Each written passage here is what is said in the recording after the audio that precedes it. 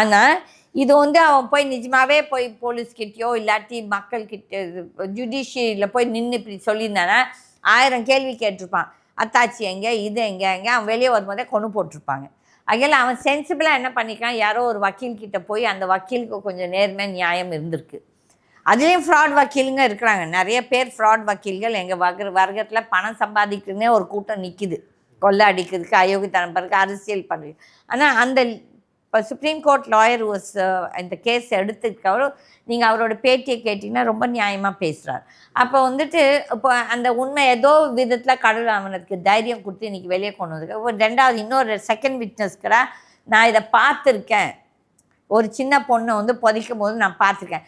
இப்போ வந்து அவர் போய் சொல்லியிருந்தா கோர்ட் என்ன ஃபஸ்ட்டு கேள்வி கேட்குது, எவிடன்ஸ் என்ன, இது என்ன. இப்போ நான் போய் ஊழலை பற்றி நிறைய கம்ப்ளைண்ட்ஸ் கொடுத்துருக்கேம்மா கோர்ட்டில். ஃபஸ்ட்டு திங் என்ன கேட்பாங்கன்னா, எவிடன்ஸ் எங்கே, என்ன எவிடன்ஸு. இப்போது நம்ம எவிடன்ஸுன்னு சொல்லிட்டு இப்போ நான் வந்து ஊழல் பணம் கொடுத்துருக்கேன். இப்போ நீங்கள் பார்த்தீங்கன்னா செந்தில் பாலாஜி கேஸில் யார் யார் பணம் கொடுத்து வீட்டு அந்த வேலைக்கு இப்போ தான் அவன் மேலே இப்போ எஃப்ஐஆர் போட்டிருக்கு ஸ்டேட் கவர்மெண்ட். அப்போ எப்படி பாருங்கள், இந்த லா நம்மளே இது பண்ணுது. ஒரு பக்கம் நீ எவிடன்ஸ்ன்னு கேட்குற, எந்த எவிடன்ஸ் பண்ண முடியும். இப்போது நீங்கள் வந்து என்கிட்ட மிஸ்பிஹேவ் பண்ணுறீங்க, நான் அப்போ கற்பழிக்கிறதுக்குன்னு நான் வந்து உட்காந்துக்கணும் உங்ககிட்ட. அப்போ நான் அது வீடியோ வச்சு நான் எடுக்கணும் நீங்கள் பண்ணுறக்குள்ளார. ஓகே, அப்போ எவ்வளோ ஒரு முட்டாள்தனமாக இருக்குது இந்த சட்டம் வந்துட்டு.